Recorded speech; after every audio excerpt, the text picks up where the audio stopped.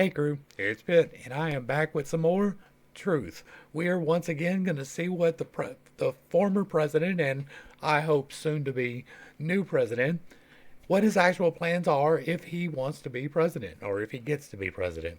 We're not looking at Project 2025 anymore because it's irrelevant. We're going to hear straight from the man himself what he wants to do when he gets in office to make America great again. So far, there has been a little bit of contention, but not a whole lot. There's not a whole lot that I disagree with so far. So we're going to dive in. We're going to watch a couple of these videos. We're going to see what he says from his own mouth so we can make determinations for ourselves. I will discuss as we go along and afterwards. This first video is celebration of 250 years of American independence at the Iowa State Fairgrounds. And it seems to be a fairly good one to start with today, and it just so happened to turn out that way in the timing. We just had the attempt on his life 2 days ago, and so let's get a salute to America. 250 years. Let's see what he's got to say.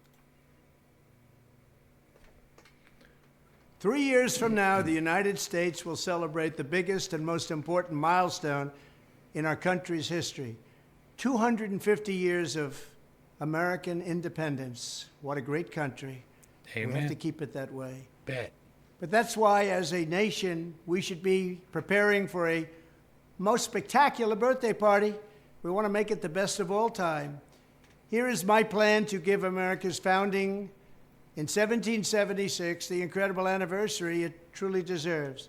On day one, I will convene a White House task force called Salute to America 250.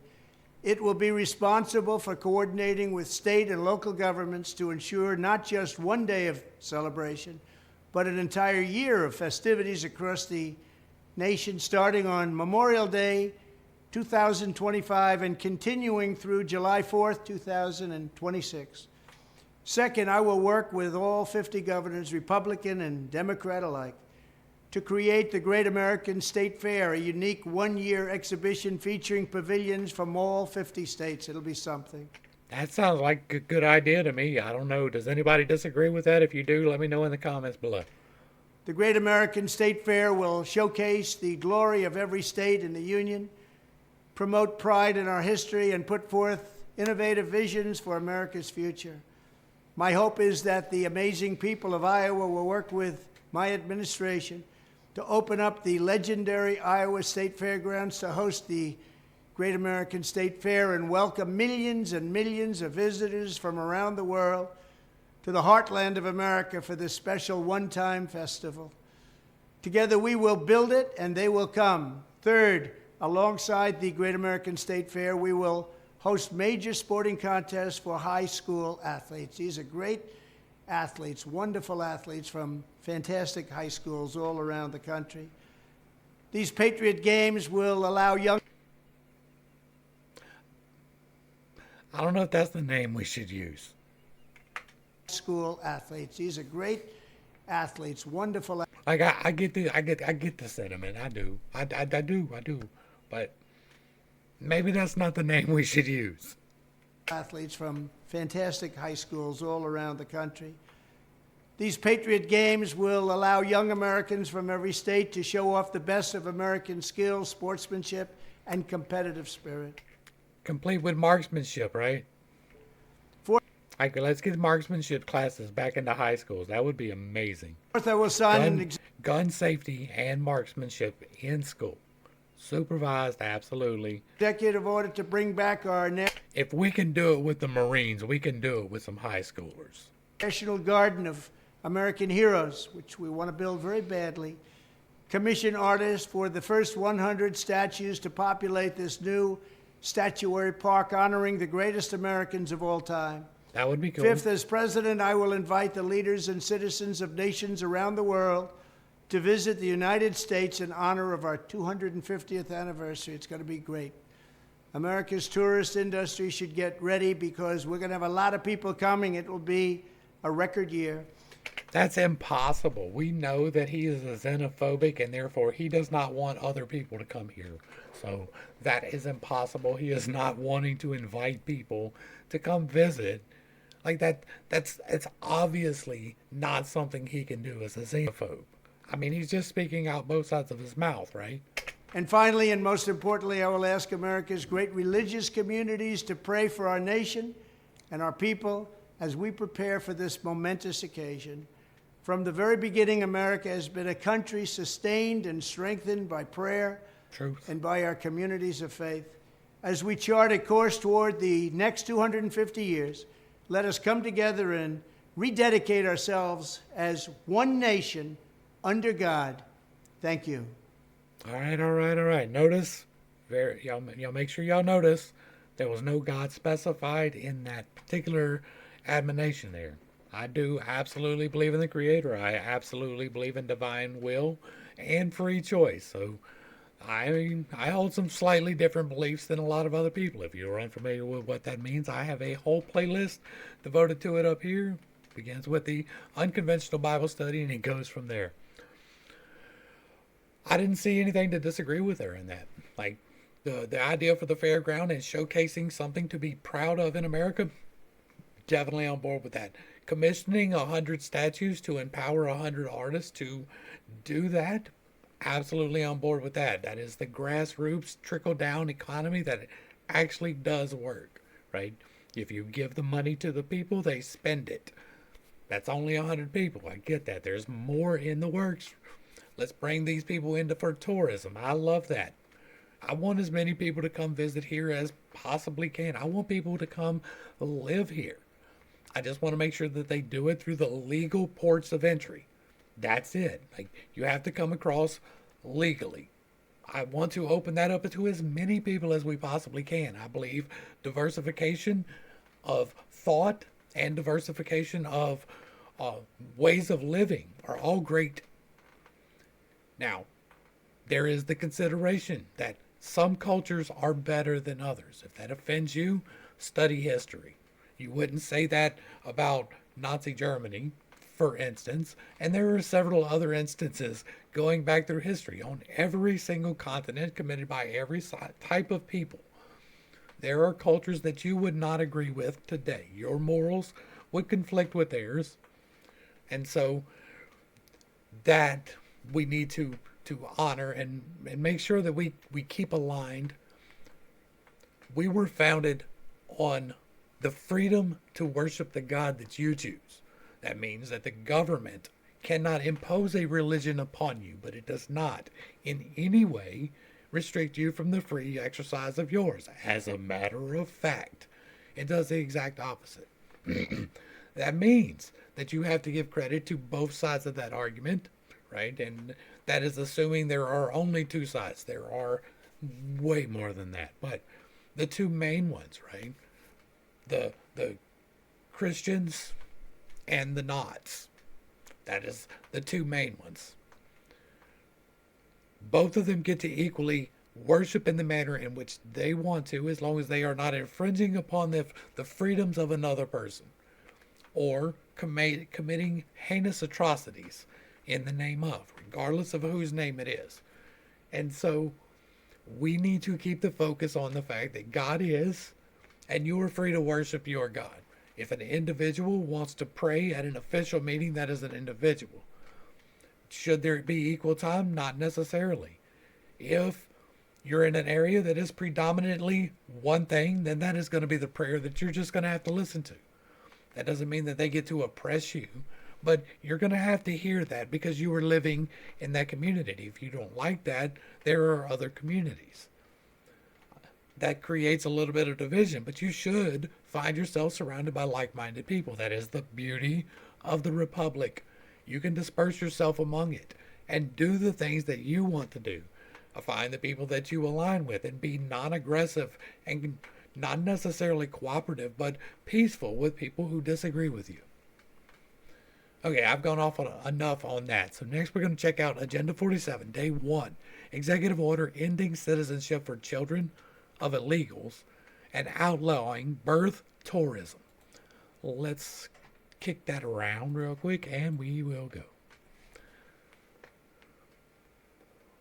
Joe Biden has launched an illegal foreign invasion of our country, allowing a True.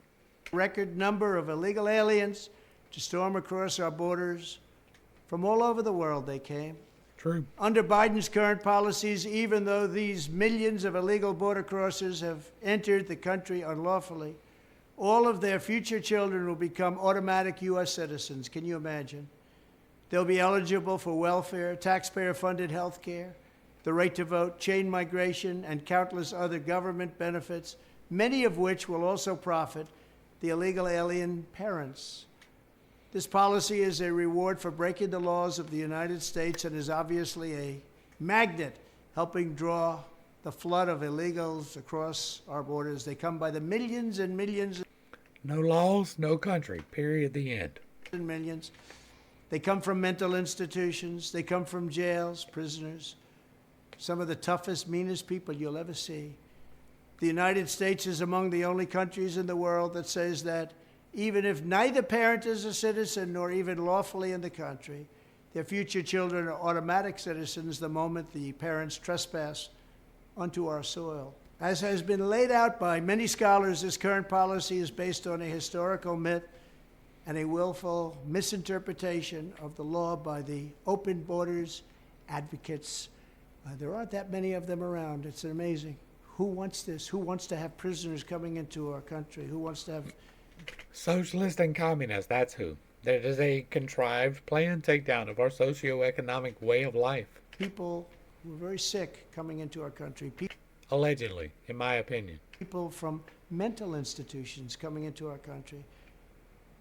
And come they will. They're coming by the thousands, by the tens of thousands. As part of my plan to secure the border on day one of my new term in office, I will sign an executive order making clear to federal agencies that under the correct interpretation of the law, going forward, the future children of illegal aliens will not receive automatic U.S. citizenship. It's things like... I am so on board with that. Like, just because you are here and have a kid is not a reason to be a citizen. It's not. We have policies and procedures in place to attain citizenship if you were not born here. It is to help ensure that you can acclimate and assimilate. And it should be followed. There should not be this automatic thing. Now, if your parents are both citizens and you were born here, then yes, you are a citizen. If both of your parents are not a citizen and you were born here, no, you are not a citizen. If one of your parents is a citizen and the other one is not, and you were born here, you are a citizen because you have a citizen parent. It's already the way it's supposed to be. Everything else is stupid, and we need to stop it. This that bring millions of people to our country, and they enter our country illegally.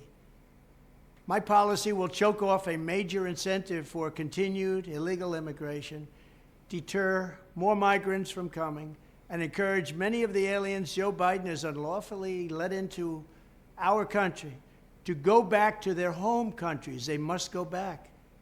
Nobody could afford this. Nobody could do this. And even morally, it's so wrong.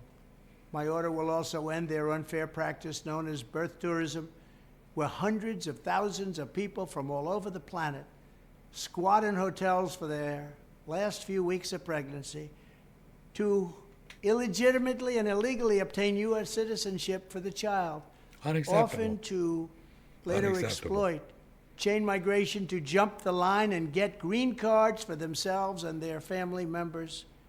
It's a practice that's so horrible and so egregious, but we let it go forward. At least one parent will have to be a citizen or a legal resident in order to qualify. We will secure our borders and we will restore our sovereignty starting on day one. Our country will be great again. Our country will be a country again. We'll have borders, we'll have proper education, and we'll put America first. Thank you. I'm with it. I'm with it. There seems to be nothing to disagree with there. Right? It does not make sense. I can't go to Mexico, have a kid, and then my kid gets to be a Mexican citizen. I can't go to Canada and the same thing. It makes no sense. We should not be doing that. It should not be a thing. We should be enforcing our laws, because without laws, we don't have a country. Without borders, we don't have a country. So, how about this? How about we just do what we are constitutionally bound to do and protect the borders of the United States of America from invasion, from foreign combatants? right? If you're entering illegally, you are a combatant. And so handle them as such. I am fully on board with that. Next up, we are going to be checking out Agenda 47, Protecting Students from the Radical Left and Marxist Maniacs, Infecting Educational Institutions. Let's blow that up and check it out. Higher education. For many years, tuition costs at colleges and universities have been exploding. That is due to federal subsidies and the student loans. Like, everybody wants to talk about the predatory part, high interest rates, low understanding. I get that, but the degree programs are useless for a lot of these kids that are going and spending money and then can't graduate and do. So that is a big, big, big problem. And I mean absolutely exploding. While academics have been obsessed with indoctrinating America's youth, the time has come to reclaim our once great educational institutions from the radical left, and we will do that. Our secret weapon will be the college accreditation system. It's called accreditation for a reason. The accreditors are supposed to ensure that schools are not ripping off students and taxpayers, but they have failed totally. When I return to the White House, I will fire the radical left accreditors that have allowed our colleges to become dominated by Marxist maniacs and lunatics. We will then accept applications for new accreditors who will impose real standards on colleges once again and once and for all.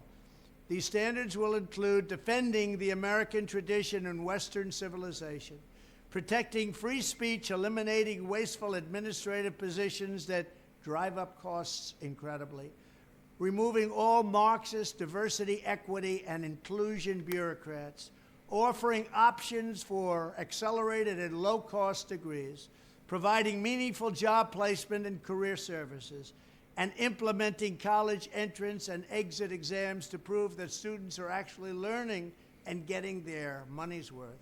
Furthermore, I will direct the Department of Justice to pursue federal civil rights cases against schools that continue to engage in racial discrimination and schools that persist in explicit, unlawful discrimination under the guise of equity will not only have their endowments taxed, but through budget reconciliation, I will advance a measure to have them fined up to the entire amount of their endowment. A portion of the seized funds will then be used as restitution for victims of these illegal and unjust policies that hurt our country so badly.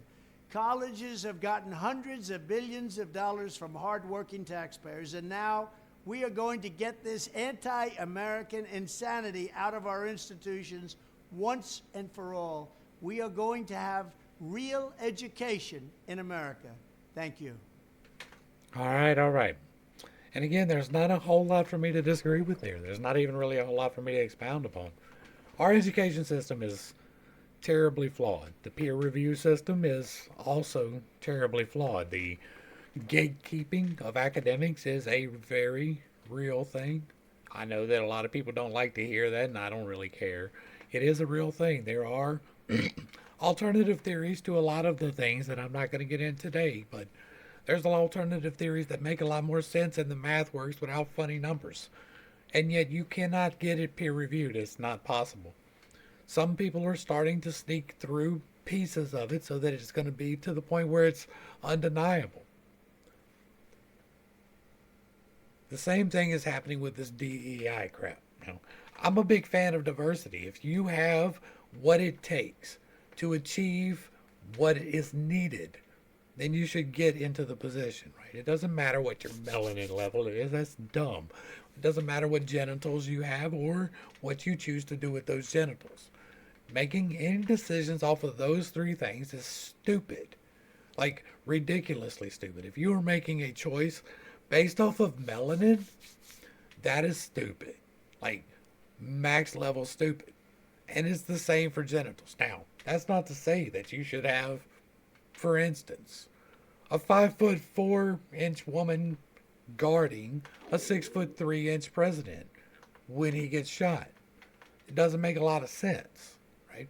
But she can do other things, some of them to the same level as men. But men and women are different physically, structurally, attitudinally.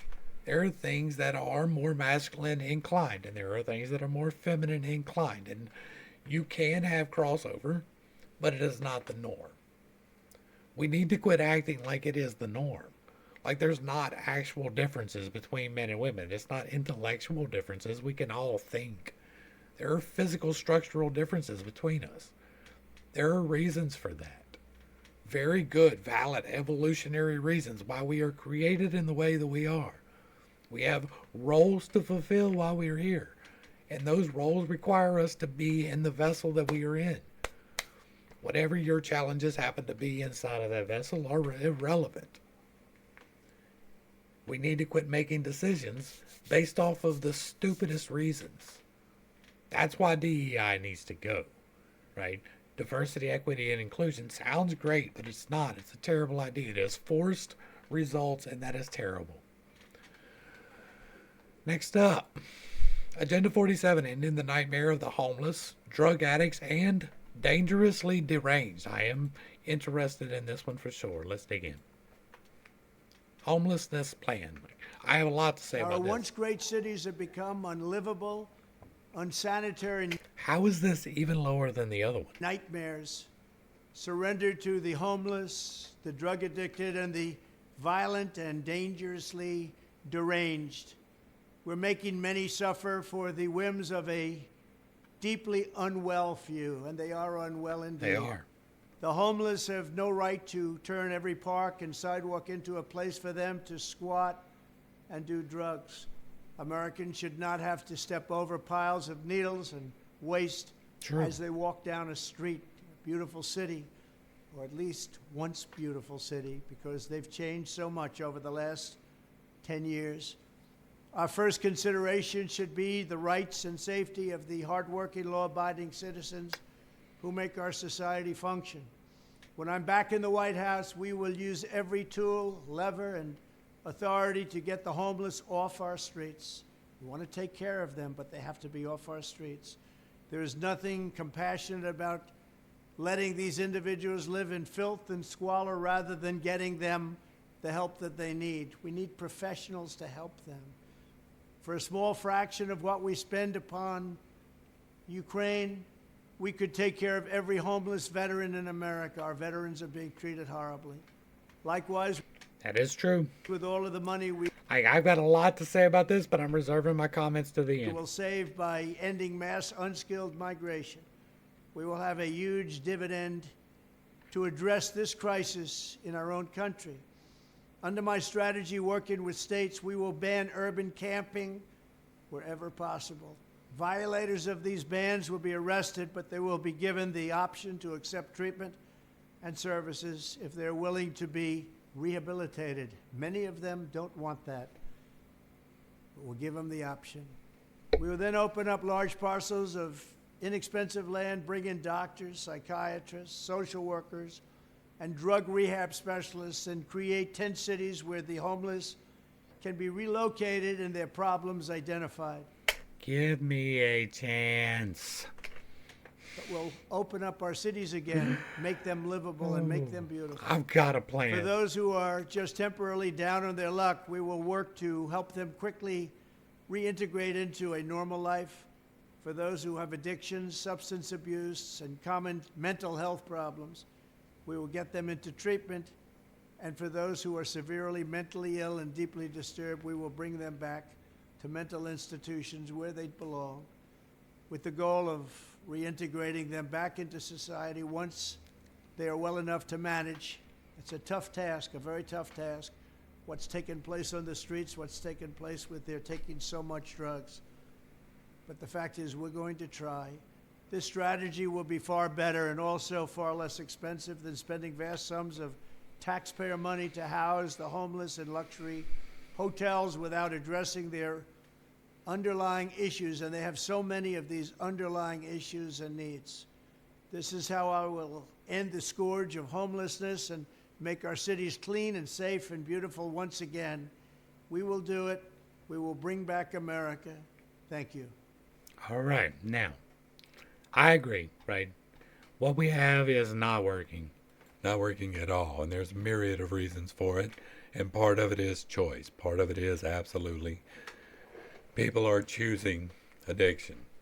I know a lot of people like to think it's a disease. It's not, it's a choice. And I don't care if they get you mad. I've got a lot of videos on this. I have spent a lot of time inside the human mind. Now, mine in particular, because it's the one I have the easiest access to, but I have used it externally.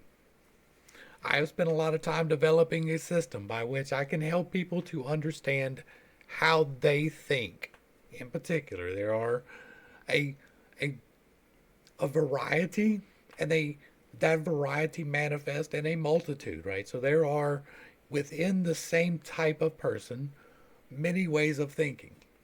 But the way that you receive information, process that information, and give that information has importance to you in very specific ways. Some people, some people it's the ideas, and some people it's the things.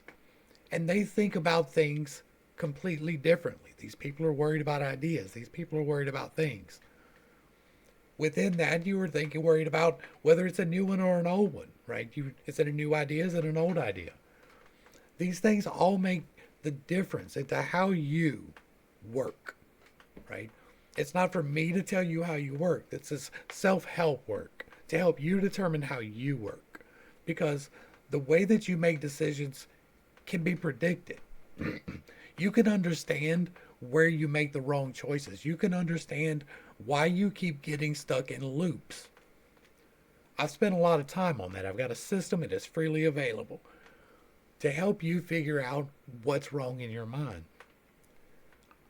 I want to be able to scale that, right? I'm on a tiny scale. I'm some random redneck with broken teeth who talks to people on the internet about conspiracy theories and magic. And yet, I'm onto something.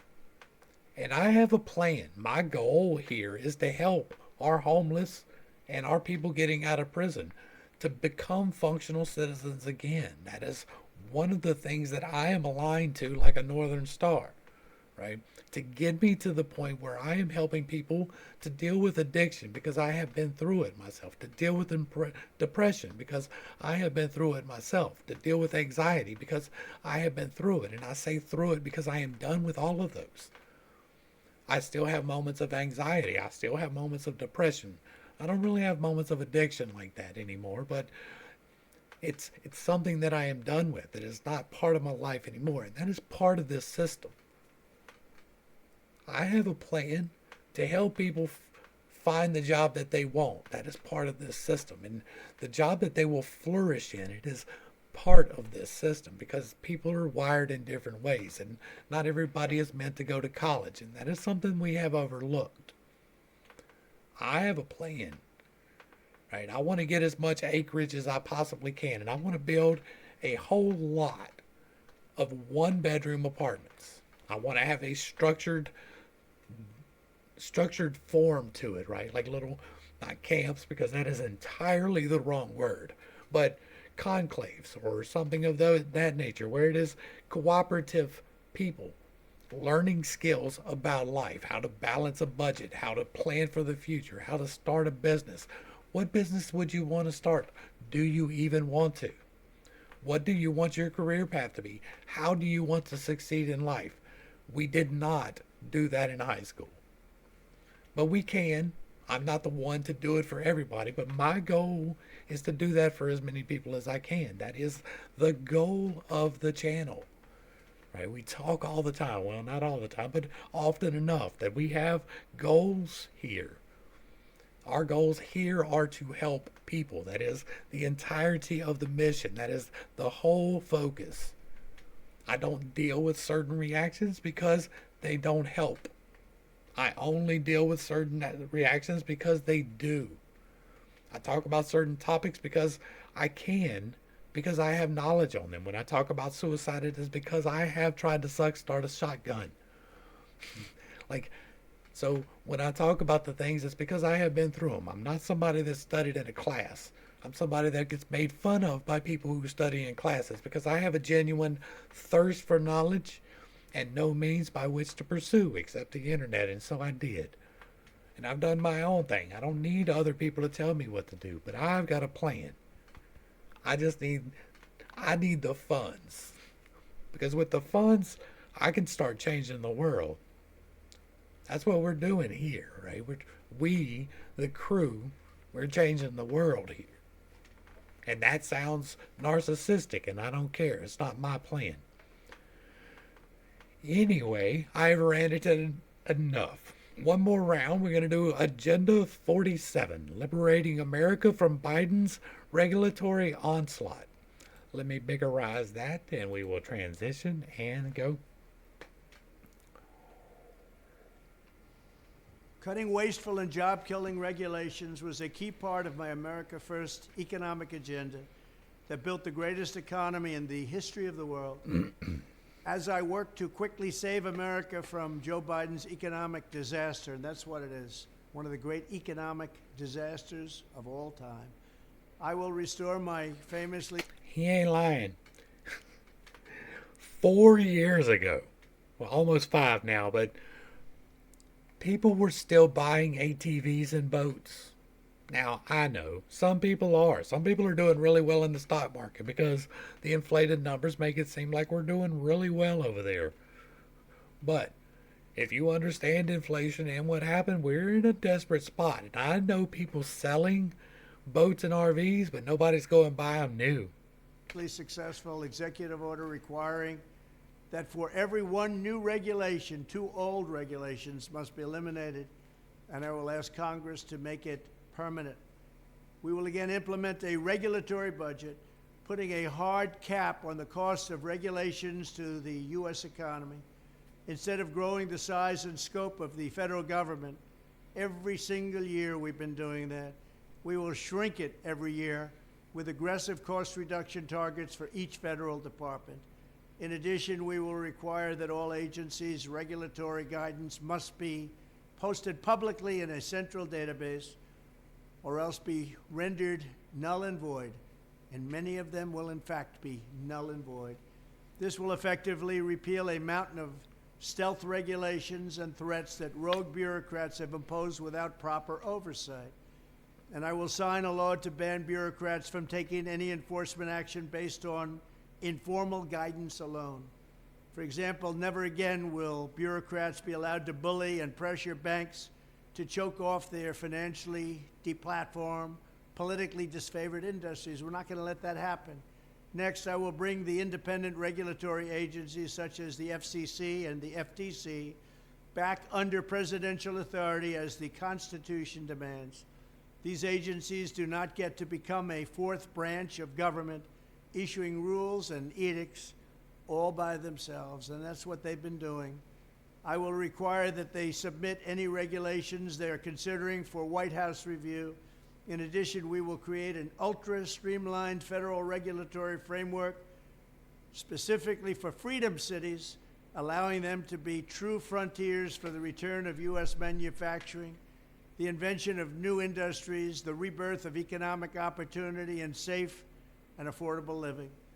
Finally, I will require every federal employee to pass a new civil service test demonstrating an understanding of our constitutional limited government. This will include command of due process rights, equal protection, free speech, religious liberty, federalism, the Fourth Amendment protections against unreasonable search and seizure. I know all about that at That's part of my school too, by the way. Mar-a-Lago, don't I? And all other constitutional limits on federal power. We will put unelected bureaucrats back in their place, liberate the U.S. economy, and attract millions of jobs and trillions of dollars to our shores. Thank you very much. All right. So, again, I don't have a whole lot to disagree with there. I remember the 80s, right? I was born in 77, so I don't have the best memory of all the 80s. But I do remember it would rain and the paint would peel off of cars. That was a problem. I remember here in the Sportsman's Paradise in Louisiana, there were several waterways right here in my region, right? Just in the tri-parish area that you couldn't fish in, you couldn't swim in, you could not go in. And so regulation is not always a bad thing. Some of it gets a little overbearing. I'm not one of those people who are completely deregulated. I understand why we have hunting licenses. If you don't, then you are ignorant of history and you have no idea what it's like in Britain for the wildlife. The same thing would happen here if there were not hunting seasons and limits on, then you would harvest until there was nothing left to harvest. That is human nature. The same goes for our waterways, and the same goes for dumping toxins into our waterways. Human nature is greed and avarice. It's part of who we are. It's one of those things that we're supposed to be balancing within ourselves. And so in order to ensure that we do that, we need laws and regulations in place. The laws come from Congress. The regulations are, in large part, left up to the executive, but I'm a little leery of giving too much regulatory oversight to the executive in particular. There's a reason why most of the things that are written for the common man to have to listen to goes through Congress and the Senate. Right? There's a big reason for that. It's because the debate and expertise and diversity of knowledge that is attainable in the Senate and the Congress is not really attainable in the executive branch. If you don't understand all of those specifics, I have a playlist for you. It won't be on the timestamps, but it will be listed here and down below. I went through the Declaration of Independence, all of the Federalist Papers, and the entirety of the Constitution and the amendments, so that we could understand as a crew. Part of what I want to do is to ensure these things are taught, right? Not blind obedience to regulation, because there are regulations out there hurting people. There are regulations at the whim of officials that shut down people who are merely trying to farm their own land and sell it to their neighbors. That should not be the problem that it is. I understand the health regulations, but you should be able to do an assumption of risk in this country. It's part of free enterprise. As long as you are operating in good faith and following the health standards, you should be able to do that without an overbearance of regulations. And some regulatory effects are overbearing financially. Obtaining licenses and things like that for businesses can be too expensive to allow them to be able to operate. I fully agree with cutting back on a lot of the red tape. I do not want to see very many of our environmental regulations roll back at all. Like, I really like being able to breathe, drink water, and go out into nature. Now, I believe that the climatic activities are happening for other reasons than the simple molecule censorship. But regardless, I don't believe that man-made climatic activities are as meaningful as we attribute them meaning for. There are other forces at work to do the things that they are blaming the molecule that is plant food on. But regardless, we should not pollute. And to the greatest extent possible, we should restrict ourselves from poisoning the environment at all. Right? And I understand that that is not a zero-sum game, but it should be as close to zero as we can possibly make it. And we should absolutely be striving to make it better every single day. With that being said, we're going to go ahead and wrap this one up. Hopefully I brought a little bit of enlightenment and a little bit of levity to some somewhat serious topics. I don't have a whole lot to disagree with here, and hopefully I made it clear where I do. If you have disagreements, feel free to leave them down below. If you like what I'm doing, if you don't like what I'm doing, express yourself down below. As long as you keep it respectful, I'll leave it up. If you really like what I'm doing here, hit me with that super thanks. It will be greatly appreciated. To the crew, thanks for hanging out. I appreciate every single minute that you are here with me, and I am praying for you every single day. Until next time, I love you. God loves you. You are perfect, whole, and complete just the way that you are. And this has been Pitt State. Peace.